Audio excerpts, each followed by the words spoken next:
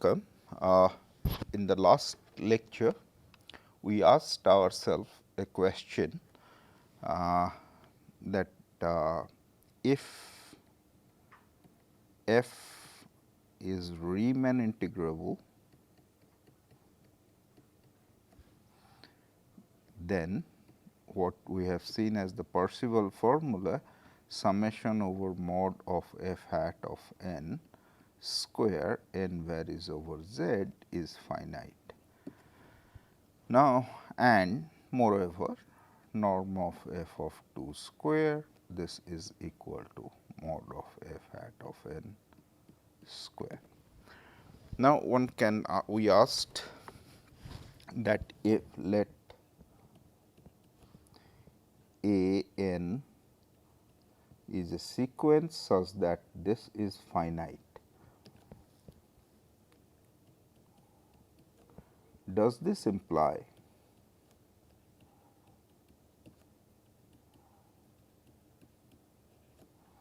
there exists an f which is Riemann integrable such that f hat at n, this is equal to a n. So, this is a natural question. In fact, consider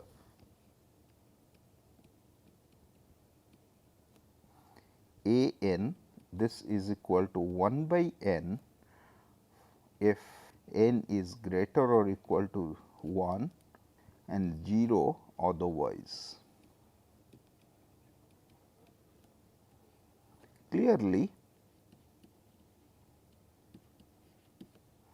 summation over n a n square, which is equal to summation n equal to 1 to infinity 1 by n square, and this is finite.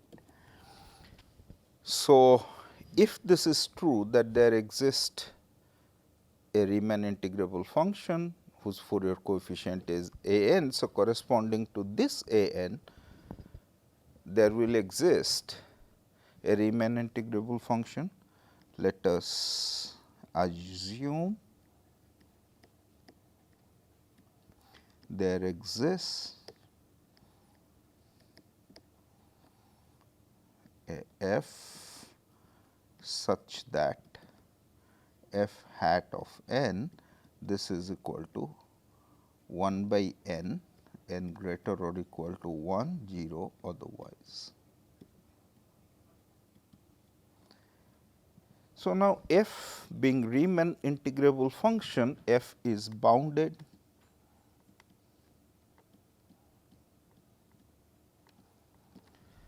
hence what we have noticed earlier, a r f at x, which is equal to f convolution with the Poisson kernel, is a bounded function. Therefore, this then mod of f convolution of p r of x, this is lesser equal to 1 by 2 pi minus pi to pi mod of f of x minus of y p r of y dy, and we know that this is a positive function Poisson kernel, and this integral of p r of y dy is equal to 1 by 2 pi times the integral minus pi to pi is 1. So, I can pull out the supremum over x mod of f of x, and then this is 1 by 2 pi minus pi to pi p r of y dy, and which is equal to 1. So, this is less than equal to some constant m for all x. So, this is a bounded function. However, let us recall what is how this f convolution of p r of x will look like. This is going to be n varies over z, f hat at n r to the power mod n e to the power I n x. Now, f hat vanishes for all non-positive integer. Therefore, this is equal to n equal to 1 to infinity r to the power mod n, or rather now this is n is positive. So, r to the power n by n e to the power I n x. And so, this says that this is mod of, so this quantity summation over n from 1 to infinity, this is P r x. So, this is bounded uniformly over R for all R. Therefore, thus at x equal to 0, summation over n equal to 1 to infinity r to the power n by n uniformly bounded. Therefore, limit r goes to 1, if we look at, then this is going to be a finite quantity, the left hand limit, because this is uniformly bounded. However, limit r goes to 1 minus summation over n equal to 1 to infinity r to the power n by n, this is infinity, is unbounded, which is a contradiction. So, therefore, what we observe that there may not exist. So, the conclusion is there may not exist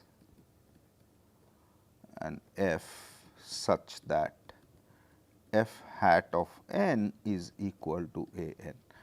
So, if we restrict ourselves to the space of Riemann integrable functions, then we may not get a f such that f hat of n is equal to a n for any given a n such that it is square summable.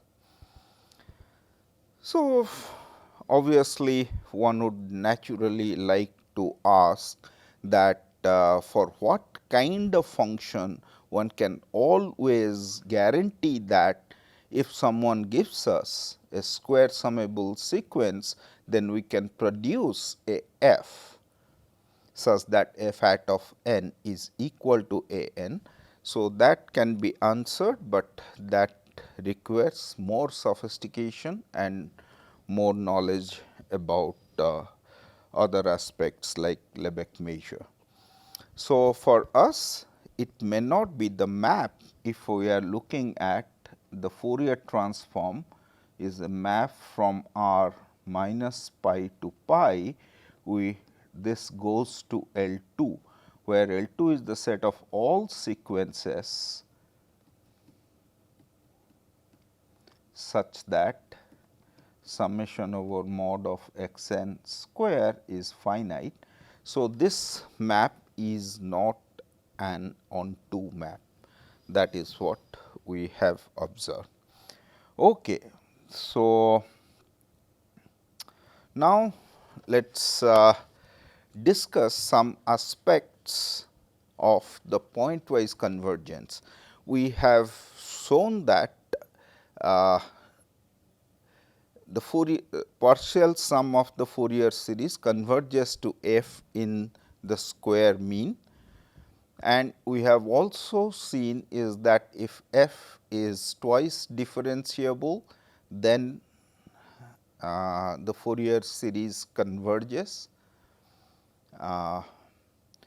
because f hat of n is 1 over lesser equal to some constant times 1 over n square, and therefore, it is absolutely summable. Now, also as an application of this Parseval identity, we have seen that if f is in C1 of minus pi to pi, then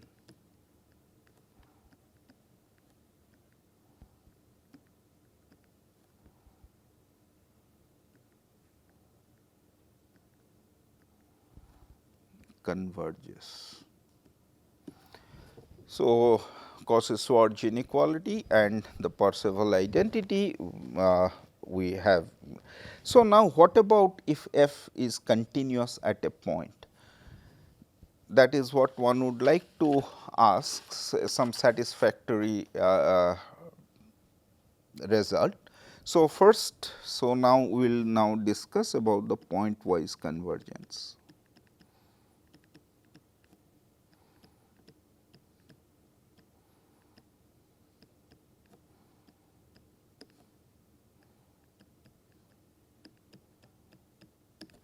S and f x. So, now in order to look at the pointwise convergence, let us have a look at more closely.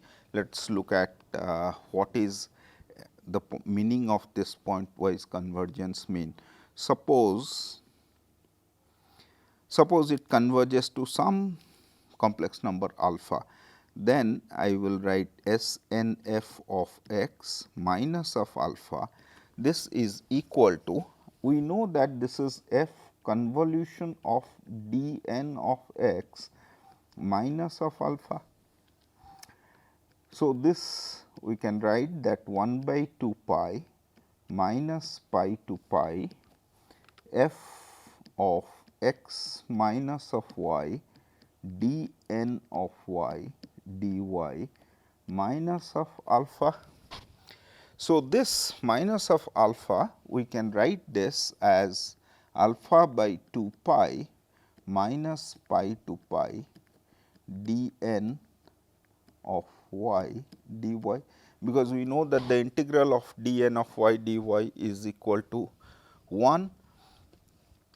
Now, also we know that d n is an even function in the interval minus pi to pi. So, therefore, this I make a change, I will do it as minus pi to pi 0 plus 0 to pi f of x minus of y d n of y dy minus, this is alpha times 1 over pi 0 to pi d n of y dy, because this is an even function. So, now in this first integral,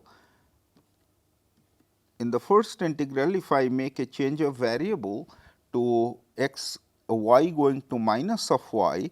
So, what we are going to get with simply this is 2 pi 0 to pi f of x plus y, and then this is f of x minus of y, because d n y is d n minus of y. Therefore, this is this minus alpha by pi 0 to pi d n of y dy. This in the compact form, if I take the 2 pi. So, now if alpha is equal to f of x, then this is 0 to pi f of x plus y plus f of x minus of y, and then 1 by 2 pi, if I am taking it out, then this will be 2 alpha, which means minus 2 of f x d n of y dy. So, essentially what one would like to show is that this integral has to go to 0 in order to get S n f x minus of f x goes to 0. So, we would concentrate on this integral, that is the crux of the thing. So, this is what we would like to see. Okay. Now, suppose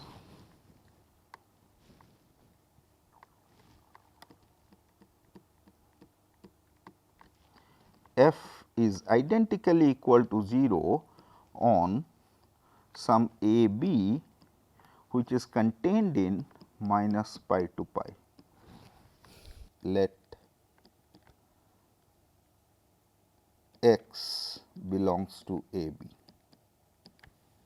Then there exists a delta greater than 0 such that x minus delta x plus delta, this is going to be contained in a b. Here is our a, here is our b, wherever our x is. Suppose this is x, then I can find a delta such that x minus of delta x plus delta, this is entirely contained inside a b. So, now if mod y is less than delta, as you can see here in this integral, f of x plus y is going to lie between belongs to a b and x minus of y also belongs to a b and x is in a b. So, this entire f of x plus y plus or minus of y is equal to 0 and f of x is equal to 0. So, this integral, let us call it as I n, then our I n becomes 1 by 2 pi, then this is delta 2 pi f of x plus y plus f of x minus of y, f of x is 0, this is sin n plus 1 half of y by sin y by 2 dy. Now, as you can see that on the interval 0 to pi, this is delta, this is pi. So, now what we can do is that y by 2 is strictly a positive number, because y by 2 is going to lie between 0 to pi by 2 and y is bigger than delta. So, this is going to be delta 2 somewhere with the pi by 2. So, here the sign will have no problem, no issue, no 0. So, therefore, this quantity is a Riemann integrable function that along with the indicator function of minus pi to minus delta to pi, this is going to be an Riemann integrable function. So, by Riemann-Lebesgue lemma,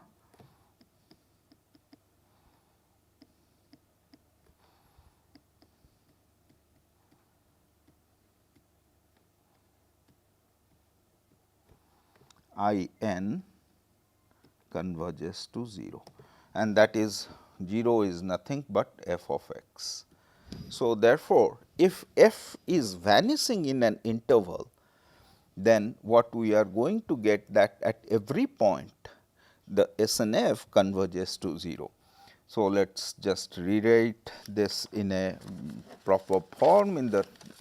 So, we have what we have get, let us write down proposition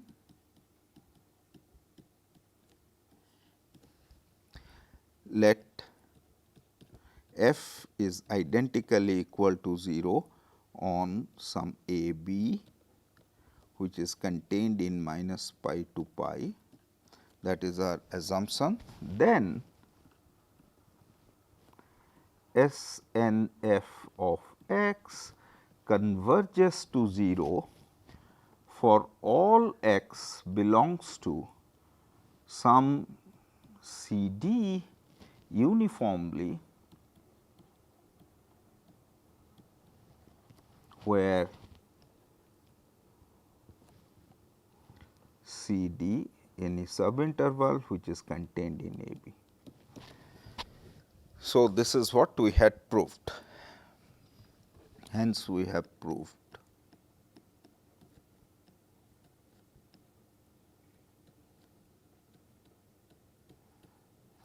So, now if it is vanishing on an interval, then at every point this is going to be 0. So, now one would like to ask that what happens if f is just continuous at one point. So, how we are going to deal with that kind of what should be the condition in which one can get, suppose f is just continuous.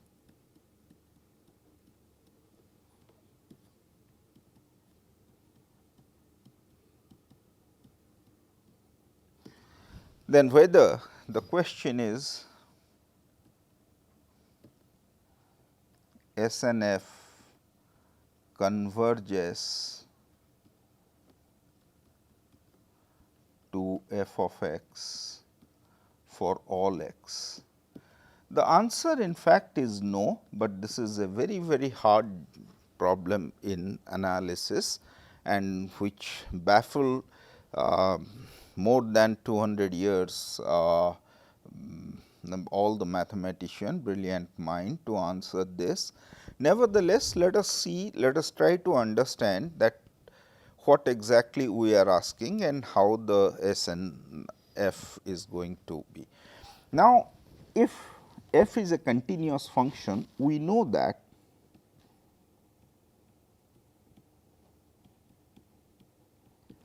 f n convolution of f of x converges to f of x uniformly,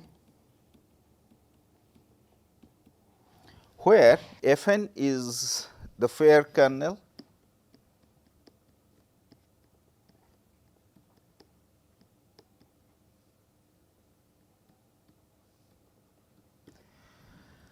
Now, this fair kernel also has the support of minus n to n and f, recall f hat of n, this is equal to 1 minus mod n by n if mod n is lesser equal to n and 0 otherwise. Now, f n, suppose this is minus of n to n. So, this is something like this goes like this. This is how it is going to look like on the map is f n hat. So, however, the S, now if I look at f n convolution of f minus of S n of f. Now, this is what is going to happen. So, this is what if I show that okay, so this thing is controlled, then I can get that because f n of f converges to f, if this entire thing, then I can get that this S n f goes to f. Okay. If this goes to 0, then I know that S n f converges to f. Now, in this minus n to n, how does the S n f hat is going to look? This is f hat of n. Here f n convolve with f hat is nothing but this function multiplied by f hat of n. So, in other words, in minus n to n, this S n is essentially it is like just the constant function 1.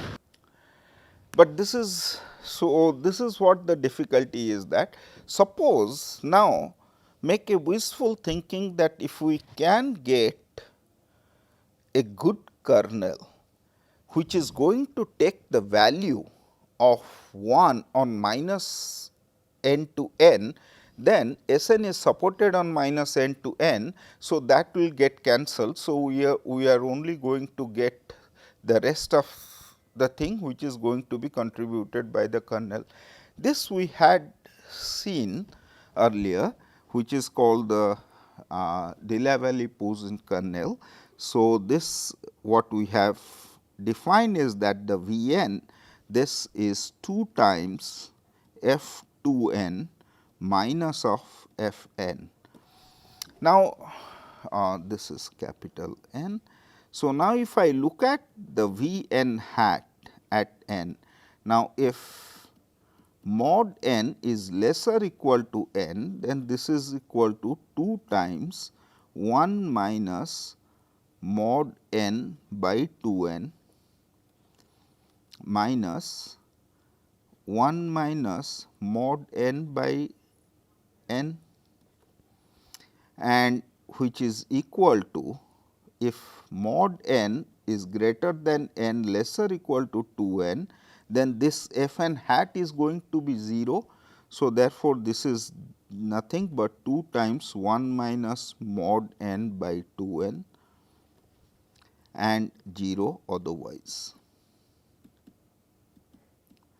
Now, that is, if mod n is lesser equal to n, this is going to be 2 minus mod n by n minus 1 plus mod n by n, which is equal to 1.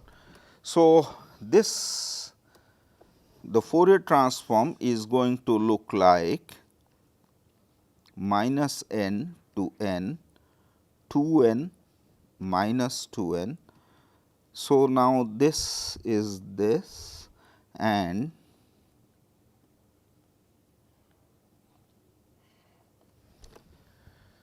so now if I look at V n f, which is equal to V n convolution of rather I will write V n convolution of f minus of S n of f. This is going to only survive mod n greater than n lesser equal to 2 n, and then this is V n hat. We know precisely what is V n hat, 2 times 1 minus mod n by 2 n f hat of n e to the power I n x.